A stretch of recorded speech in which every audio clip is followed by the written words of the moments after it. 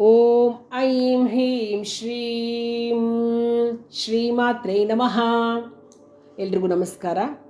ಯುಗಾದಿಯ ವರ್ಷ ಭವಿಷ್ಯವನ್ನು ವೃಶ್ಚಿಕ ರಾಶಿಯವರಿಗೆ ಹೇಳ್ತಾ ಇದ್ದೀನಿ. ವೃಶ್ಚಿಕ ಅಂತಂದರೆ ಚೇಳು. ಆಕಾಶದಲ್ಲಿ ವೃಶ್ಚಿಕ ರಾಶಿಯ ನಕ್ಷತ್ರಗಳಾಗಿರ್ತಕ್ಕಂಥ ವಿಶಾಖ 4ನೇ ಪಾದ, ಅನುರಾಧ 4 ಪಾದಗಳು, ಜ್ಯೇಷ್ಠ 4 ಪಾದ, ಇದೆಲ್ಲ ಸೇರಿ ಆಕಾರ ಕೊಟ್ಟಾಗ ನೋಡಿದ್ರೆ ನಮಗೆ ಚೇಳು ಥರ ಕಾಣಿಸುತ್ತೆ. ಹಾಗಾಗಿ ಇದನ್ನು ವೃಶ್ಚಿಕ ರಾಶಿ ಅಂತ ಕರೀತಾರೆ.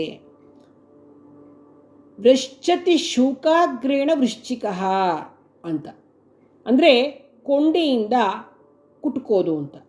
ಚೇಳು ವಿಷಕ್ರಿಮಿ. ಅದು ಕೊಂಡಿಯಿಂದ ಕುಟುಕಿದಾಗ ಏನಾಗುತ್ತೆ, ವಿಷ ಎಲ್ಲ ವ್ಯಾಪಿಸಿ ಮನುಷ್ಯನ ದೇಹದಲ್ಲಿ ಉರಿಯಾಗಿ ಅವನು ತೊಂದರೆ ಪಡ್ತಾನೆ. ಇದರಿಂದ ನಮ್ಮ ದೇಹದಲ್ಲಿ ವಿಷರೂಪದಲ್ಲಿರ್ತಕ್ಕಂತಹ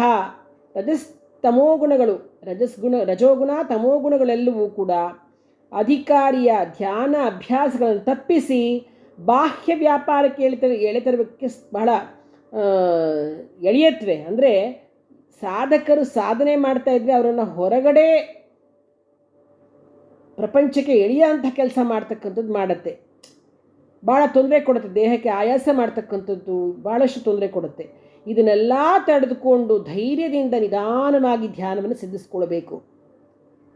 ಇನ್ನು ವೃಶ್ಚಿಕ ರಾಶಿಗೆ ಅಧಿಪತಿ ಕುಜ ಭೂಮಿಪುತ್ರ, ಸೇನಾಪತಿ, ಯುದ್ಧಪ್ರಿಯ, ಕೆಂಬಣ್ಣದವ. ನಮ್ಮಲ್ಲಿರ್ತಕ್ಕಂತಹ ಮೂಲಾಧಾರ ಚಕ್ರ ಭೂತತ್ವಕ್ಕೆ ಪ್ರಧಾನವಾಗಿರ್ತಕ್ಕಂಥ ಸ್ಥಳ. ವಿಶಾಖ ಅನುರಾಧ ಜ್ಯೇಷ್ಠ ನಕ್ಷತ್ರಗಳ ತತ್ವಗಳೂ ಕೂಡ ಮೂಲಾಧಾರ ಚಕ್ರಕ್ಕೆ ಸಂಬಂಧಿಸತಕ್ಕಂಥದ್ದು. ಹಾಗಾಗಿ ಕುಜನ ರಾಶಿಯಲ್ಲಿ ಇವು 3 ನಕ್ಷತ್ರಗಳು ಇದೆ. ಸುಷುಮ್ನಾ ನಾಡಿಯ ದ್ವಾರ ಇರತಕ್ಕಂತಹ ಭೂತತ್ವವಾದ ಮೂಲಾಧಾರ ಚಕ್ರದ ಪ್ರದೇಶವೇ ಧ್ಯಾನದ ಯುದ್ಧ ಭೂಮಿ ಅಂತ ಹೇಳಬಹುದು. ಈಗ ಸಾಧಕನು ಅಂತರ್ಮುಖದಲ್ಲಿ ಸುಷುಮ್ನಾ ನಾಡಿಯೊಳಗೆ ಚೆನ್ನಾಗಿ ಪ್ರವೇಶ ಮಾಡದೆ ಭೂತತ್ವವಾದ ಸ್ಥೂಲ ದೇಹದ ಸಂಪರ್ಕವೇ ಪ್ರಧಾನವಾಗಿ ಭೂಮಧ್ಯ ಸ್ಥಳದಲ್ಲಿ ಧ್ಯಾನ ಮಾಡ್ತಿರ್ತಕ್ಕಂಥದ್ದೇ ವೃಶ್ಚಿಕ ರಾಶಿಯ ತತ್ವ ಆಗಿದೆ. ಇದು ಜಲತತ್ವ ರಾಶಿ. ವೃಶ್ಚಿಕ ಬಂದು ಜಲತತ್ವ ರಾಶಿ. ಹಾಗಾಗಿ ಇವರದ್ದು ಕಲ್ಪನೆ ಪರಿಪಕ್ವವಾಗಿರ್ತಕ್ಕಂಥದ್ದು ಮತ್ತು ಭಾವುಕರಾಗಿರ್ತಾರೆ. ಇವರಿಗೆ ಅಂತರ್ದೃಷ್ಟಿ ಇರುತ್ತೆ ಮತ್ತು ಇವರು ಭಾವುಕರಾಗಿರ್ತಾರೆ ಅಂತ ಹೇಳಬಹುದು. ಇನ್ನು ವೃಶ್ಚಿಕ ರಾಶಿ ನಿಮಗೆ ಆದಾಯ ಹೆಚ್ಚು, ಕಡಿಮೆ ಖರ್ಚು, ಅದರಿಂದ ಚೆನ್ನಾಗಿ ಉಳಿಸ್ತೀರ ಈ ಸಲ ನೀವು. ಗುರು ಮಿಥುನ ಮತ್ತು ಸಿಂಹರಾಶಿಯಲ್ಲಿ ಸಂಚಾರ ಮಾಡಬೇಕಾದ್ರೆ ಅಶುಭದಾಯಕನಾಗಿದ್ದು ಚೋರಾಗ್ನಿ ಭೀತಿ, ಬಂಧು ಮಿತ್ರರೊಂದಿಗೆ ವಿರಸ, ದುಷ್ಟ ಜನರ ಸಹವಾಸ, ಅನಾರೋಗ್ಯ, ಮನಸ್ಸಿಗೆ ಚಿಂತೆ, ಕೈ ಹಾಕಿದ ಕೆಲಸ ಕಾರ್ಯಗಳಲ್ಲಿ ಅಡಚಣೆಗಳು, ಅಧಿಕ ಖರ್ಚು, ವ್ಯಾಪಾರ ವ್ಯವಹಾರಗಳಲ್ಲಿ ತೊಂದರೆ ಮುಂತಾದ ಫಲಗಳು ಕಂಡುಬರುತ್ತೆ. ಇನ್ನು ಗುರು ಕರ್ಕಾಟಕ ರಾಶಿಯಲ್ಲಿ ಸಂಚಾರ ಮಾಡಿದಾಗ ನಿಮ್ಗೆ ಭಾಳ ಅದೃಷ್ಟ ಅಂತಲೇ ಹೇಳಬಹುದು. ಉಚ್ಚ ಗುರು 9ರಲ್ಲಿ, ವ್ಯಾಪಾರ ವ್ಯವಹಾರಗಳಲ್ಲಿ ಲಾಭದಾಯಕ, ಕುಟುಂಬದಲ್ಲಿ ಸೌಖ್ಯ, ಮನೆಯಲ್ಲಿ ಶುಭ ಕಾರ್ಯಗಳು ನಡೆಯುತ್ತೆ, ಕೈ ಹಾಕಿದ ಕೆಲಸ ಕಾರ್ಯಗಳು ಕೈಗೂಡುತ್ತವೆ.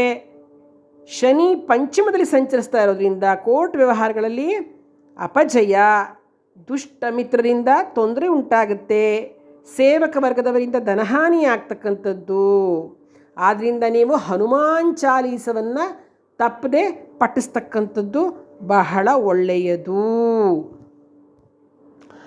ಇನ್ನು ವಿಶಾಖ ನಕ್ಷತ್ರ ವೃಶ್ಚಿಕ ರಾಶಿಯವರು ಮುಖ್ಯವಾಗಿ ಸುಬ್ರಹ್ಮಣ್ಯನ ಅಷ್ಟೋತ್ತರವನ್ನು ಪ್ರತಿನಿತ್ಯ ಪಠಿಸ್ತಕ್ಕಂಥದ್ದು.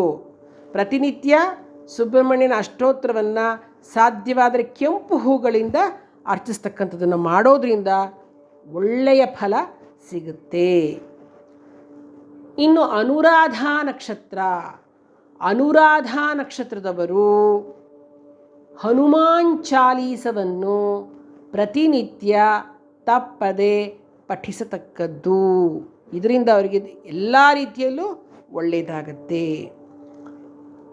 ಜ್ಯೇಷ್ಠ ನಕ್ಷತ್ರದವರು ವಿಷ್ಣು ಸಹಸ್ರನಾಮವನ್ನು ಪ್ರತಿನಿತ್ಯ ತಪ್ಪದೆ ಪಠಿಸಬೇಕು. ಸಾಧ್ಯವಾಗದಿದ್ದರೆ ಶ್ರವಣವಾದರೂ ಮಾಡಲೇಬೇಕು. ಮತ್ತು ನನಗೆ ಹೇಳೋಕ್ಕೇ ಬರಲ್ಲ ಅಂದರೆ ಅದರಲ್ಲಿರ್ತಕ್ಕಂಥ ಶ್ರೀರಾಮ ರಾಮ ರಾಮೇತಿ ರಮೇ ರಾಮೇ ಮನೋರಮೆ ಸಹಸ್ರನಾಮ ತತ್ತುಲ್ಯಂ ರಾಮನಾಮ ವರಾನನೆ, ಅಷ್ಟು ಸುಲಭವಾದ ಮಂತ್ರವನ್ನಾದರೂ ಕೂಡ ಜಪ ಮಾಡಬೇಕು. ಅಂದರೆ ವಿಷ್ಣು ಸಹಸ್ರನಾಮಕ್ಕೆ ಹೆಚ್ಚು ಒತ್ತನ್ನು ಈ ನಕ್ಷತ್ರಕ್ಕೆ ಕೊಡಲಾಗಿದೆ. ಶುಭಮಸ್ತು.